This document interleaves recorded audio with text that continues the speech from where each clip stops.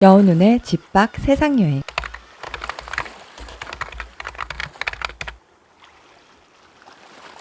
안녕하세요. 함께 그림 그리는 여운운입니다. 오늘은 여름바다 풍경 그림을 함께 수채화로 그려보도록 하겠습니다. 지금 밖은 쌀쌀한 초겨울이지만 겨울 단풍, 눈 내리는 겨울밤 등 지난 수채화 콘텐츠에 이어 또 다른 계절로 여름 풍경을 그리면 좋겠다는 생각에 이 주제를 선택했습니다. 이 영상을 끝까지 보시면 바다, 파도, 하늘, 구름, 섬, 돌 등 여름 풍경을 쉽게 그릴 수 있고 더 밀도 있게 표현하는 수채화 기법을 알아가실 수 있을 거예요. 예전에 수채화 기법 12가지 영상에서 했던 수채화 기법 wet on dry, 마른 종이에 물감 칠하기, 즉 물감 겹쳐 칠하기를 사용해 바다를 그리기 때문인데요. 투명 수채화는 흰색이 아닌 물로 색감의 진하기와 연하기를 조절해서 마른 물감 위에 덧칠하면 붓질이 먼저 지나간 자리색과 겹쳐서 맑고 깊이 있게 보여요. 이것이 투명 수채화 묘미이기도 합니다. 사실 예전 영상 눈 내리는 겨울밤 풍경을 수채화 속에 담았을 때 제일 아래 언땅을 바로 이 기법으로 표현했습니다. 언제나 이 영상을 다 보신 후 관련 영상을 쉽게 찾아보실 수 있게 상세 설명에 링크 올려놓겠습니다. 여름바다 풍경 그림 준비물은 이렇습니다. 먼저 바다와 하늘, 모래사장과 섬을 연한 스케치로 그려주겠습니다.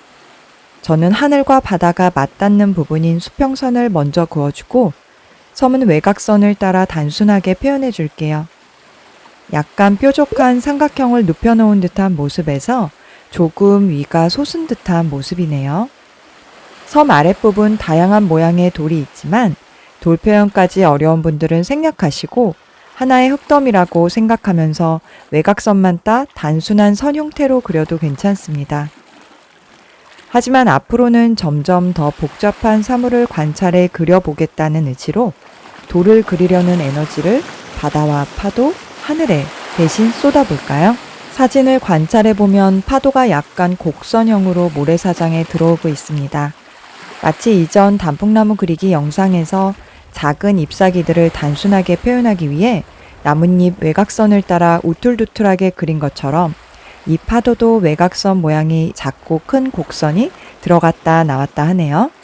이것까지 표현하도록 노력해봅니다. 그리고 모래사장과 파도가 만나는 부분을 그려줍니다.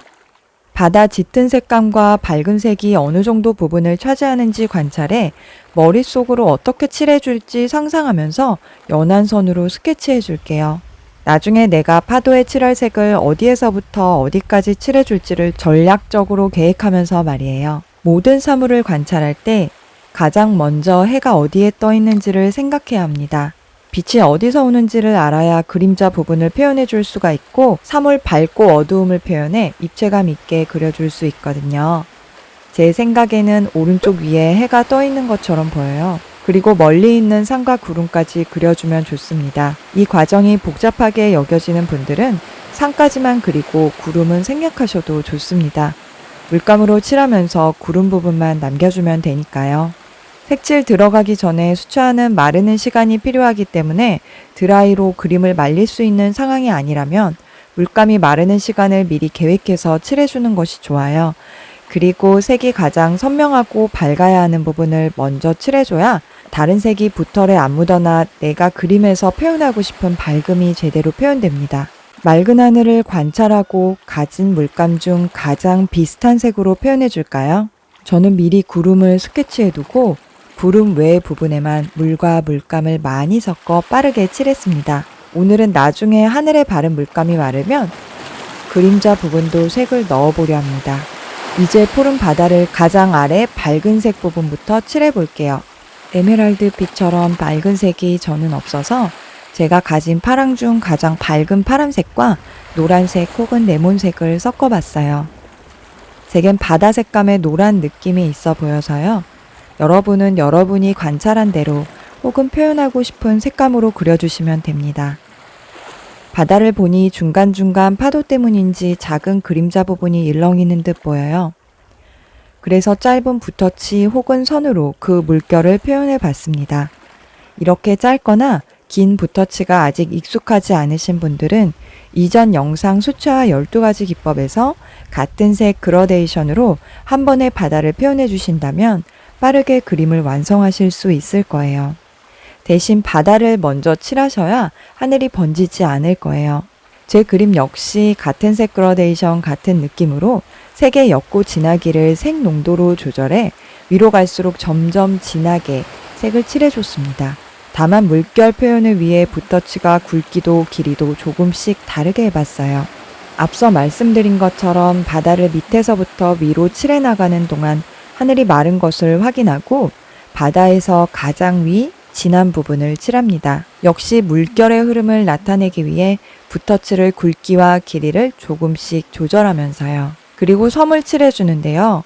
오른쪽 부분에 노란색, 연두색 등의 수풀이 있는 것처럼 보여 이 색감을 칠했어요.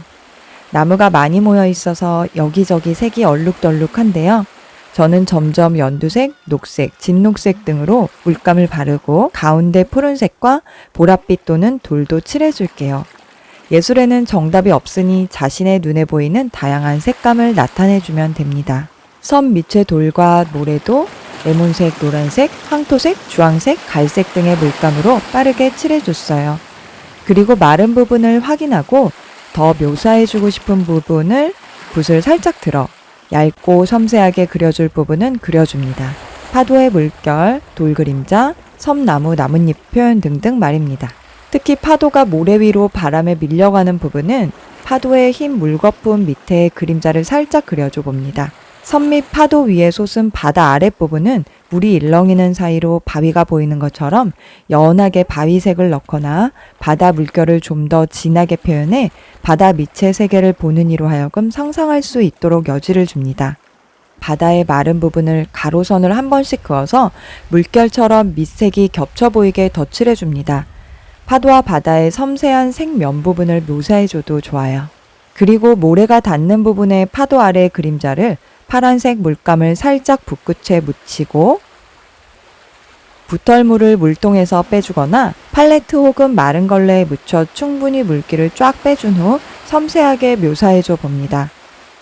구름이 말랐는지를 확인하고 조금 더 닦아낼 부분은 닦아준 후 구름 그림자를 조금씩 칠해주거나 하늘이 더 선명하게 보이게 하기 위해 제가 가진 가장 맑은 파란색에 물을 충분히 묻혀 덧칠해줬습니다. 이렇게 여름바다 풍경 그림이 완성됐습니다. 다음 시간에는 생각만 해도 설레는 크리스마스 엽서를 만들어 볼게요. 준비물은 평소 사용하는 수채화 도구와 250g 이상인 파브리아노 엽서, 1호에서 3호 정도 되는 굵기가 가느다란 세필붓을 가져오시면 더 가는 선을 긋고 섬세하게 묘사하실 수 있을 거예요. 그리고 색연필, 사인펜, 반짝이 등 개인적으로 카드를 더 꾸미고 싶으신 분들은 추가로 가져오셔도 좋습니다. 이 그림들은 파브리아노 엽서 250g 수채화 종이에 제가 그동안 여행했던 그림을 수채화로 담은 제 작품입니다. 이 그림들은 모두 앞서 말씀드린 2호, 6호 등 세필붓으로 그려서 손바닥만한 엽서에도 섬세한 그림을 그릴 수 있었습니다. 그림 그리는 과정이 궁금하신 분들은 유튜브에서 여운눈을 검색하시거나 영상이 끝난 후 밑에 상세 설명을 보시면 들어가실 수 있도록 참조 링크 달아놓겠습니다. 빨간 구독 버튼을 누르시면 제 영상 콘텐츠를 무료로 구독하실 수 있습니다. 구독과 좋아요는 영상을 만드는 제게 큰 힘이 됩니다. 아래 종 모양 버튼을 눌러 전체 알림 설정을 하시면 여운눈 작업실에 새로운 콘텐츠를 올릴 때마다 가장 빠르게 받아보실 수도 있습니다. 지금까지 함께 그림 그리는 여운눈이었습니다. 끝까지 시청해주신 여러분 감사합니다.